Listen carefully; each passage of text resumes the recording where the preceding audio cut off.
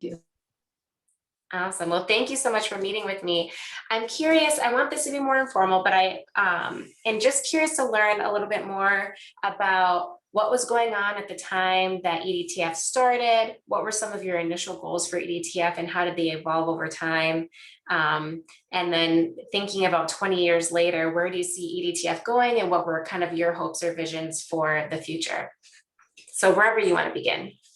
Okay, why don't I begin when I became active with CPA in 1993.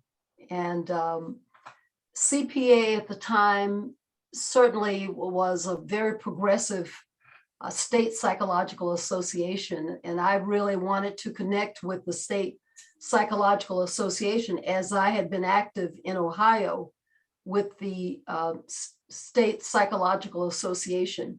So when I got involved with CPA, I became active almost immediately, certainly being one of the few people of color at CPA.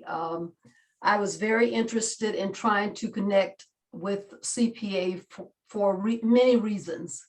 I wanted to see more psychologists of color a part of CPA. And so I felt that I needed to join and see could I make connections. So in the early beginning, I was already thinking about diversity and how to advance diversity at CPA early on. And when Dan Abrahamson, who was the CPA Director of Professional Affairs, asked me would I become a diversity delegate at APA, I was very excited about that because I saw the opportunity to not only impact at the national level, but also do something locally as well. So when I got that opportunity to be one of the 13 to organize and become part of the APA Diversity Initiative, I jumped on it immediately and saw that there was a great need. And APA, I thought, was very genuine in its efforts to move forward and get more people of color involved in the governance of CPA, because there's very few people of color at the governance level. At the bottom level, perhaps, but not in the system itself. And I really didn't see people that looked like myself. So that was the beginning. And that was the year 2000. And in 2001, when I began to put together a proposal, I went to the board at CPA and really began to educate them about the fact that there needed to be more people of color and psychologists of color in the organization. And they were very interested in hearing more about APA Diversity Initiative and seeing how they could support it. So immediately I knew that it was going to be a daunting task because of the support that was going to be needed. I was one of the few psychologists of color belonging to CPA. Not that I was the only psychologist or one of the few, but there were others in the state who had not joined the State Psychological Association. And I was very concerned about where those people were and who they were. So it gave me an opportunity to reach out in the community, develop partnerships and coalitions, and develop allies to bring together a committee, well, a task force. I really didn't want it to be a committee because a committee would have been directly reporting to the board of directors of CPA. Okay. A task force had more flexibility and did not have the reporting to the board, and the accountability to the board looked very different for a task force. So immediately I knew it needed to, the name needed to reflect what it was, and that is people from the community. I wanted people on there from universities and colleges. I wanted to collaborate with sororities, Black sororities, AKAs, Deltas. I wanted to have involvement from the Black Nurses Association. So with that in mind, I moved forward to develop relationships with these organizations and also with churches to educate people about the fact that psychologists of color were few in the state, and that we needed to rally and support this initiative to get more access, mental health access for people of color. Mhm. So there was the beginning of EDTF. And when I presented the proposal to the board, again, they were very receptive. I was kind of surprised by that,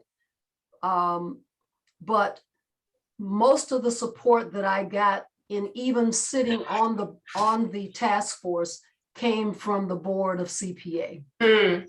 So I not only had representation from them, but I had representation from the 4 colleges, Quinnipiac, Yale, UConn, and UHeart.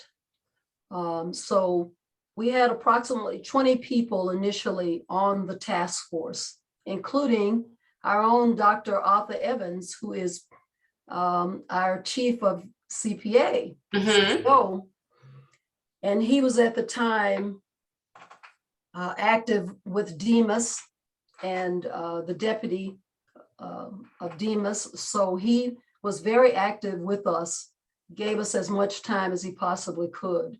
And that was excellent as well, because again, we were trying to harness all of the support that we could get and the partnerships from as many entities as possible.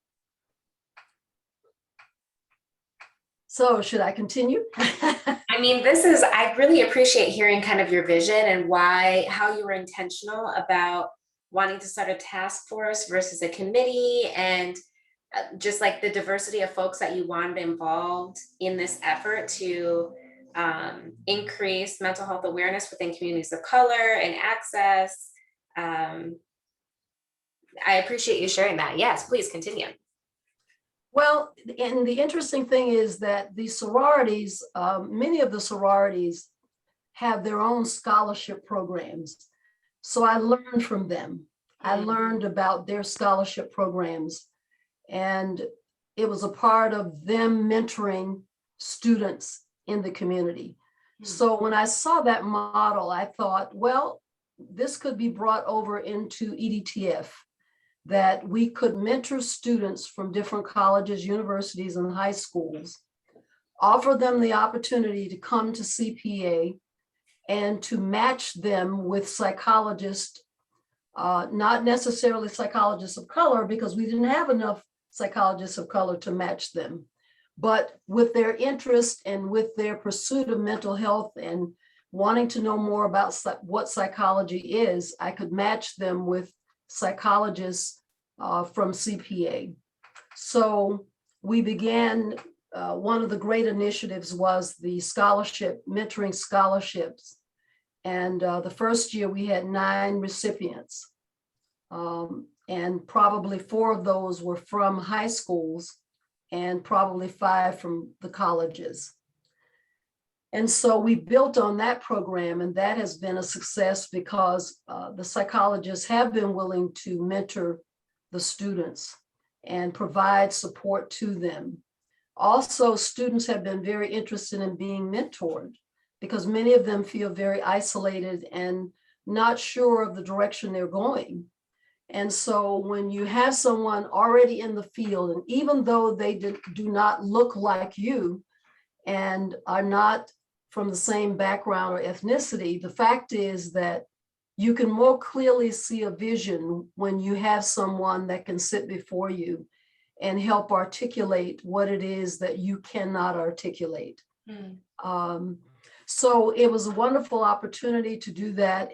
And so with the board, I negotiated having time at the convention to present mentoring scholarships to students from all over the state.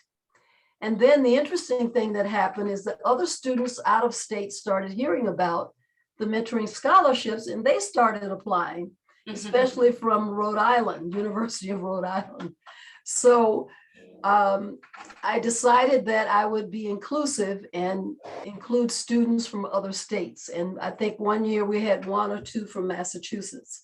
So it really became an expansive mentoring program in that way. We started having diversity and networking socials that were excellent.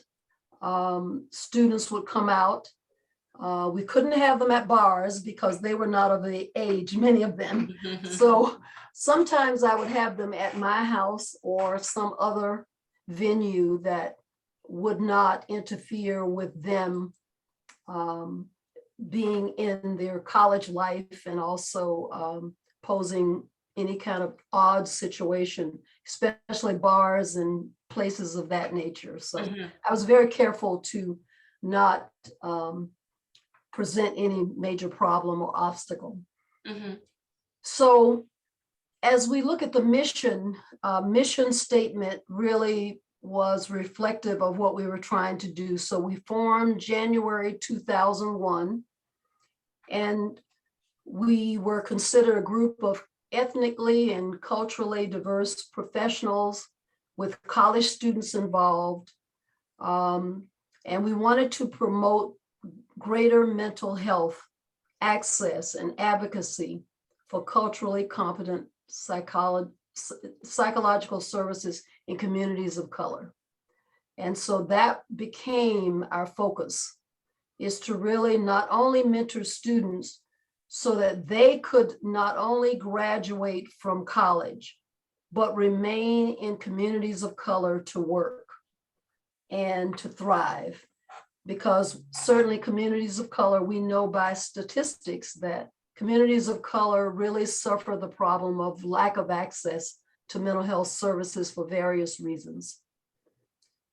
So moving on to the goal, so the mission was clear.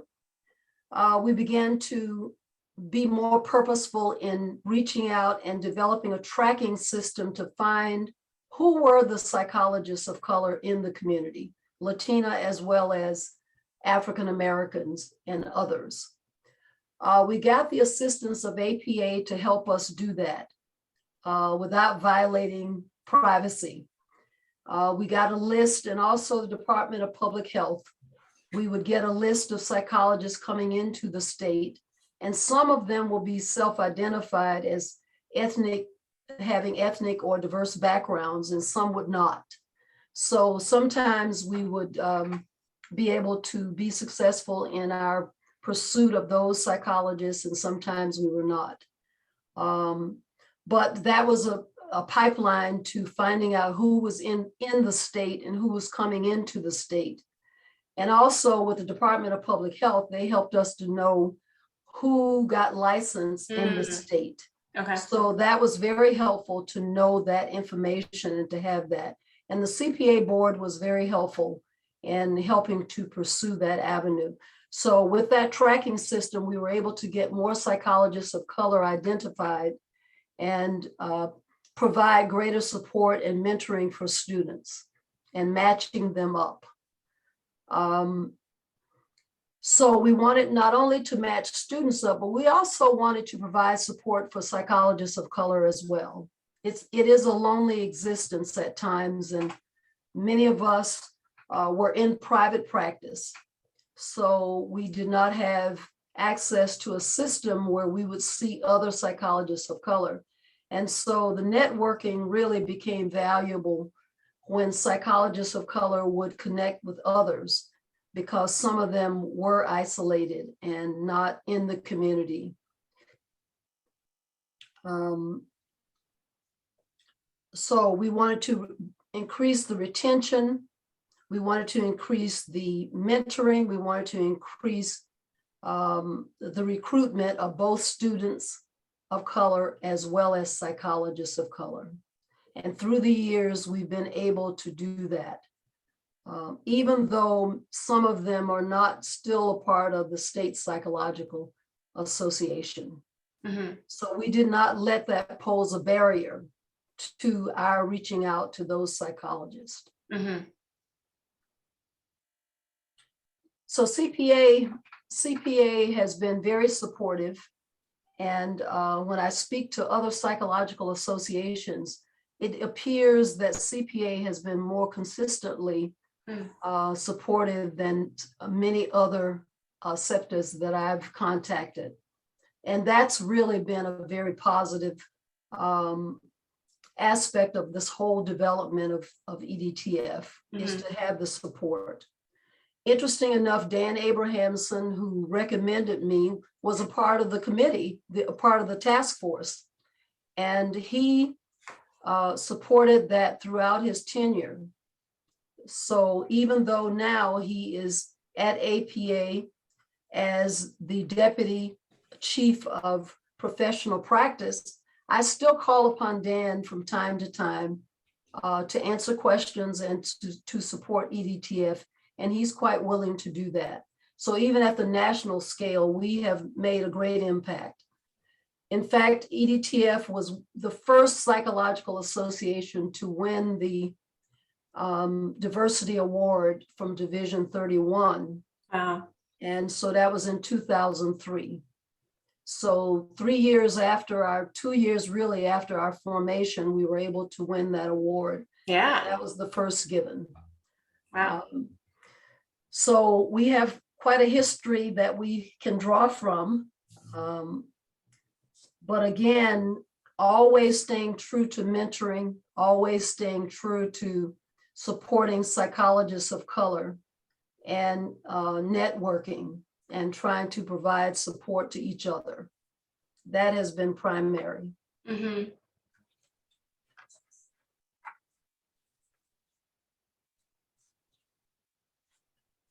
So when I think of the Ethnic Diversity Task Force, I think of, and I've spoken about this before, the three-pronged approach: the mentoring and networking, the training opportunities. And we can't diminish the fact that the data is all over the place to show us that there are different disparities in how we are trained and how we are getting support compared to other students. And students of color oftentimes are isolated in their universities and not sure of who they can trust to really support them through their graduate training. And I reflect on my graduate training and how lonely that existence was. The interesting thing is that when I was in graduate school myself, there were 2 Black males before me, and both had not completed their doctoral training. And I was so disappointed when I walked into graduate school and found out that these 2 men had not graduated. I perceived that the expectation that others had of me was shaped by the fact that these men did not graduate and they were people of color. Mm-hmm. And so I believe that perception really shaped the view of who I was going to be. And I believe that it kept me in isolation in some ways because people did not know what to expect. They had not had at the Ohio State University clinical psych program a graduate of color. And so here I came in, and another student of color came in with myself at the same time. And he too dropped out. So that program did not have a history of graduating students of color. And so I really felt the pain of that. And I felt like I was the recipient of the disappointment and the lack of expectation. But fortunately, I had a very good advisor who was very supportive. And he realized what was going on. And I spoke with him about it. So he stepped up and really helped me. And in addition to that, I rallied and became part of the Ohio Psychological Association as a student to get greater support for myself, because I really didn't know what psychology was all about. and I had no mentors. I had no role models within that system. So I had to seek out as many role models, and what a role model I came up with. I'm sure that you would know the name Dr. Linda James Myers. Mhm. Linda James Myers was my mentor. Hmm. And I was a student at The Ohio State University, and she was in the African American Studies program. And so in me joining that association and becoming familiar with her and her work and her interest, she served as a wonderful mentor, only for a short time, but that was very meaningful in my development. So I'm very delighted to have crossed paths with Linda James Myers. Mhm. As we think about EDTF, we've started out doing a lot of educating of the community about mental illness. I really felt the need to put a lot of focus on participation in health fairs and participation in Yale programs that they had, as well as UHeart and UConn, because it was a way of demystifying psychology and getting people to know what mental illness was about. And so I devoted quite a bit of time focusing on education in the community. And so, and that has paid off. It has paid off even to this day, because many churches and organizations know more about mental illness than they've ever known. And so even our communities are accessing mental health services to a greater degree. So with that, I believe that we have to continue to be active, very proactive in educating the community about mental illness, and the fact that we, people of color, we have to put down our pride and our guard and our fear and the stigma and still take care of ourselves.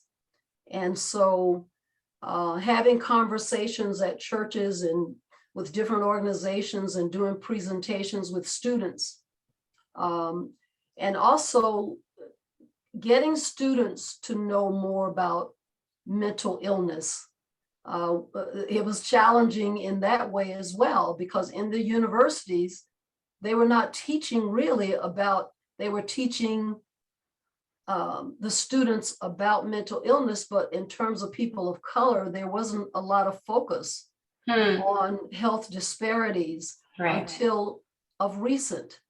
So students had no awareness of why it is that there was such pathology in our community and why weren't people accessing mental health services. So the education was a two-edged sword, educating those who were a part of, as well as those who were in the community. So just interesting to note that that students enjoyed participating in health fairs and enjoy participating in presentations, and even at the national scale. We've done the one at Boston University, the race and culture one with Janet Helms. And so we've done a couple of presentations and had students do our Mind Styles presentation, which brings me to the next topic, which is Mind Styles. So with Mind Styles, a very different approach. We were thinking as a task force more specifically about the trenches of the community, getting in the community and really at the heart of the community, educating people about mental illness. And the way that we thought about it was, okay, who has their finger on the pulse of the community?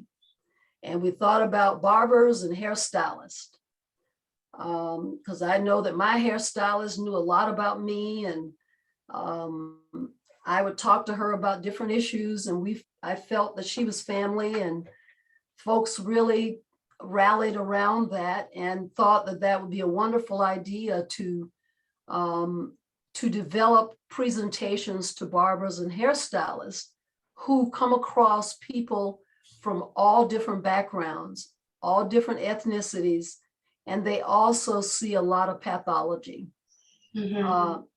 So we decided to develop a program called Mind Styles. And in that approach, we recruited 2 hairstylists. Gretchen Chase Vaughn was her hairstylist, and of course my hairstylist, she was more in the background, but Gretchen Chase Vaughn pretty much took the initiative and got her hairstylist involved on the task force, and we were able to shape and form a presentation that we felt was appropriate for hairstylists and barbers alike. So then we began to present in the salons and also at the barbershops. And that was really a major, major step, not only for those of us who were interested in presenting, but the students were just excited about it. And so those presentations have gone very well. And in fact, we gave an award to a barbershop in Hamden, Willie's Barbershop, that has done significant work in helping the community. And they were so appreciative of us coming and presenting to them. So we gave them a diversity award, and to this day, Willie still has that plaque on his barbershop wall. So he says that that is the most meaningful and prideful thing that has ever happened for him. So Mind Styles, again, requires a lot of energy, a lot of work, and a lot of focus planning. And but it's well worth it to continue on because it's been a great success for EDTF. So I'll step back and let you ask me any questions that you'd like to ask from here on in. Yeah, no, this is incredible. I'm so impressed by one, I mean, being driven by your desire to increase accessibility of mental health services and even knowledge within communities of color, and getting folks involved any way that they are, whether it's within psychology or other fields, but also how, as part of the process, you kind of learned from other organizations, like you mentioned with the sororities, and like what worked for them and what might you be able to implement for EDTF, and how it's kind of grown over time with that. And just like you doing true community-based work with thinking about like, how can we best get this information out there, and brainstorming and coming up with barbers and hairstylists and developing Mind Styles. Like, true, you can tell that like serving the community in this way is like has been really a passion of yours, and it's like driven all the work that you've done within EDTF, and I'm sure in other areas as well. I'm curious to hear from you. You know, now with kind of changes in CPA, and we formed the diversity committee, and EDTF is now kind of subsumed under the diversity committee. I wonder what your thoughts are on that. If you see that as the current chair of EDTF, are there things that you'd recommend for me, or words of wisdom you have for me in terms of still having that flexibility and doing the things that, you know, is important for EDTF to continue to do, and in terms of where you kind of see us going in the future, just given current events and how things are evolving? Well, I certainly think that CPA has done like APA has done, and that is to broaden the definition and make the tent bigger in terms of diversity and inclusion. And I think that we just have to be careful that the Ethnic Diversity Task Force does not get so consumed in so many other things that you forget the real mission and the purpose of EDTF, and that is to mentor students of color And those students still need that help and support. That's not going to go away. And so I think that the mentoring program, whether Mind Styles go forward as an EDTF initiative or not, at least the mentoring for students of color need to continue. And the pipeline needs to be there for and support for that. Because students of color, we still are faced with systemic racism, and that is not going away. So we cannot we cannot close the door for opportunity that we've opened for students of color. Because if we don't do it, then you ask yourself, who is going to support those students? So I don't see that there would be any major support for students of color in the way that EDTF has provided it. And so I think that the mentoring part is a major part of EDTF to be continued. And if others want to participate in Mind Styles and broaden that, I think that horizon is there and that opportunity is there, because that's community work. And it's treating the community, and all of us can make a contribution there, no matter what ethnicity and what background. And again, with the emphasis on allies, we have to have allies, and we have to have supporters. We have to have partners in all that we do. But we do not, we still need to stay true to our mission and to our goals. And as far as you, Angela, you've come in, and I think what I have been most impressed about is that you took the bull by the horns, and you were learning, you were having to learn while you were taking on this leadership role. When I first met you, you were so enthusiastic about just stepping in and participating and wanting to get involved. And you even said that to me. So, and you stayed true to that. You wanted to be involved. I know you have a new job at Yale that is very demanding, but I see you organized enough to keep moving this forward. You've delegated wonderfully, much better than myself. I could tell you that now. You're much better at that than I am. I can rally the troops, but I'm not sure that I can always delegate as effectively as you have. You've done a wonderful job of that. And I would recommend that you continue to do that, because you cannot do this work all by yourself. And it does take a community of folks to really pull off the work. We need the allies, we need the partnerships, we need the supporters. So keep doing what you're doing. And I think your connection with Yale has broadened EDTF to the degree that the Yale community is being brought in more. And I'm so excited about that, because I had tried very hard to do that. And I think you came right in and you're able to do it. And that's wonderful. And I can see you pulling in others too from other places. So keep that part of it going. I think that is just outstanding. And I'm so excited about that. Well, thank you, Dr. Jan. I am just so inspired by hearing the whole story of how EDTF came to fruition and how it's evolved over time, and just your passion through it. And I'm eager to, pick up the torch and keep up with this really important task force that you started and building on it. And so thank you for starting it and for passing the reins on, and for meeting with me today to kind of tell me about the history of EDTF. And just thank you for all that you've done for us within the state of Connecticut and beyond through the American Psychological Association. You truly have made a huge impact in our community. And so thank you for that. Well, I'm glad to have done that. And again, I can't stand alone and say that I did it alone. I think of people like Dr. Mickey Lasher, who's still with you and still actively involved. And Mickey has just been there, and she's been plugging away, and she's going to continue to support and be there in whatever ways she can. And Dr. Gretchen Chase Vaughn is in New Haven. You can call upon her. Dr. Deborah Bond is in New Haven.